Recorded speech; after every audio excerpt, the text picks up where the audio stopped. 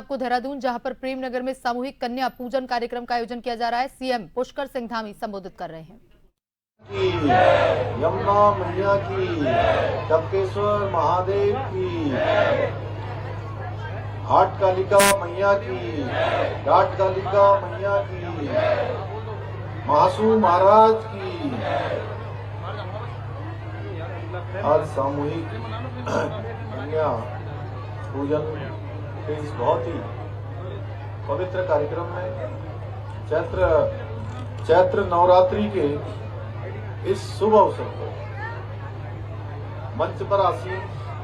हमारी मातृशक्ति की प्रतीक और जिनकी सहजता, सरलता सच में एक माँ जैसी ममता हर एक को प्रदान करती है, ऐसी इस क्षेत्र की कैंट विधानसभा की लोकप्रिय विधायक आदरणीय सविता कपूर जी, महानगर के अध्यक्ष, और जिन्होंने 11,000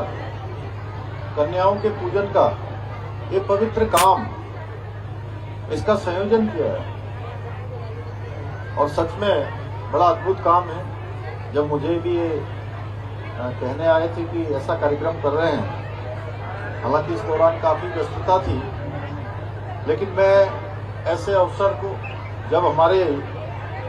इतनी पवित्र कन्याओं का देवी स्वरूप सभी हमारी बेटियों का कन्या पूजन का कार्यक्रम होना था और साथ में इतनी पवित्र माताओं का, बहनों का, सबका दर्शन होना है, तो सच में मैं भी अपने आप को रोक नहीं पाया और मैंने कहा कि मैं जरूर इस कार्यक्रम में आप सबके साथ सम्मिलित होगा। इसके संयोजक श्री सिद्धार्थ अग्रवाल जी, विनोद पवार जी, कैंट बोर्ड के विक्की खन्ना जी, कमल राज जी, सुभाष माकिन जी, भगत पाल जी, हमारे प्रदेश के प्रवक्ता पूर्व और महानगर के अध्यक्ष रहे श्री विनय गोयल जी, भूषण भाटिया जी, सूरज भाटिया जी, राजेंद्र ढिल्लो जी, राजेश बड़ोली जी, कुलदीप पंत जी और हमारे विजेंद्र थपलियाल जी, जो इसका संचालन करने वाले, और सभी यहाँ पर आए हुए सभी हमारे पदाधिकारी का, हमारे सभी मंडल अध्यक्ष सुमित भाई और पूरे संतोष जी भी हैं साथ में, तीनों मंडल अध्यक्ष हमारे, जिन्होंने मेरा स्वागत किया। हमारी बहनों ने, मातृशक्ति ने मेरे यहाँ आने पर मेरा तिलक भी लगाया, उन्होंने पुष्पों से भी मेरा स्वागत किया। मैं भी आप सभी का स्वागत करता हूँ, आप सबको प्रणाम करता हूँ, आप सबका अभिनंदन करता हूँ। हमारे सभी मीडिया के मित्र, सभी व्यापार मंडल के साथी और जिनके निमित्त आज ये कार्यक्रम हुआ है, ऐसे आज इनका कन्या पूजन होने वाला है,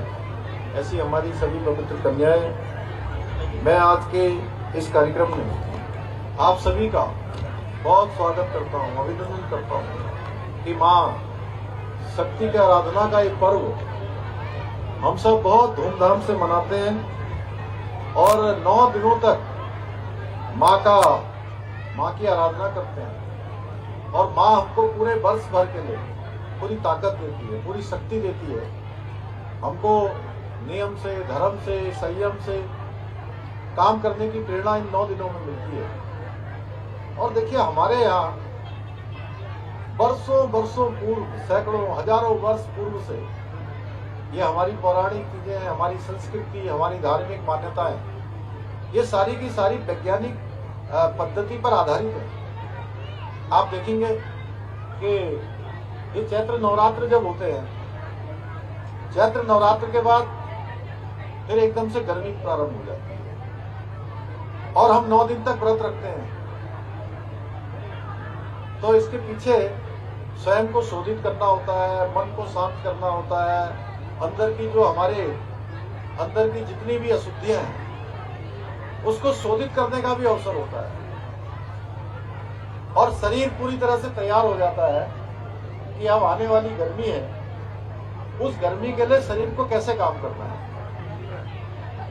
और इसी प्रकार से जब सर्दी नवरात्र आते, तो सर्दी नवरात्र के बाद एकदम से सर्दी शुरू हो जाती है, यानी कि उस सर्दी के मौसम के लिए भी हमको 9 दिन तैयार करते हैं। ऊपर से माँ का आशीर्वाद हो जाता है, हमारा मन मस्तिष्क भी बन जाता है, शरीर भी तैयार हो जाता है, हमारे विचार भी बन जाते हैं। हर दृष्टि से हम एक प्रकार से आगे के कामों के लिए तैयार हो जाते हैं।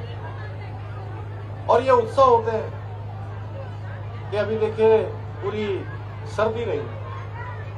सर्दी में हम शुष्क हो जाते हैं, थोड़ा जैसे संकुचन, सिकुड़न,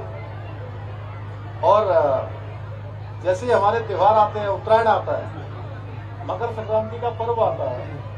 और मकर संक्रांति के पर्व के बाद जो सूर्य की रोशनी है, भगवान सूर्य नारायण सीधे अधिक प्रभाव से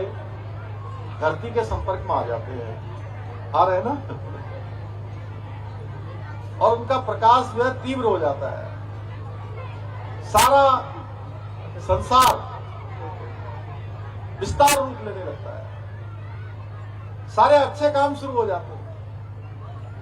मंगल कार्य शुरू हो जाते हैं, और मैं तो कहता हूं कि देवताओं के दिन शुरू हो जाते हैं।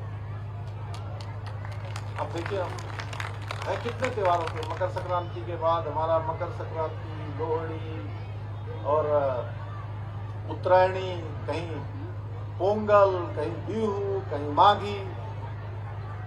इतने सारे त्योहार सब प्रकृति से जुड़े हुए हैं। तो ये हमारी पद्धति जो है, हमारे पूर्वजों ने ऐसे नहीं बनाई थी। आज भी जो पंचांग है, कई सैकड़ों वर्ष पहले बनाए हुए पंचांग, अभी मैं देख रहा था 23 जनवरी के दिन, पता नहीं कब का पंचांग बना होगा, मुझे दिखा रहे थे, कहते 23 जनवरी को उसमें लिखा था कि वर्षा होगी और बर्फ पड़ेगी। इस साल जो है पहली बर्फ 23 जनवरी को पड़ी थी। हमारे शास्त्र, हमारे पुराण, हमारे पंचांग, हमारे ऋषि मुनि, हमारे पूर्वज हमारे लिए पहले ही स्वस्थ जीवन की सारी व्यवस्थाएं करके गए और वैज्ञानिक रीति से करके गए। तो भाइयों बहनों, मैं आप सभी को चैत्र नवरात्र की बहुत शुभकामनाएं देता हूं, और मां भगवती से प्रार्थना करता हूं कि उनका आशीर्वाद हम सब पर बना रहे, हमारे पूरे प्रदेश पर बना रहे, देश पर बना रहे, और ये पर्व केवल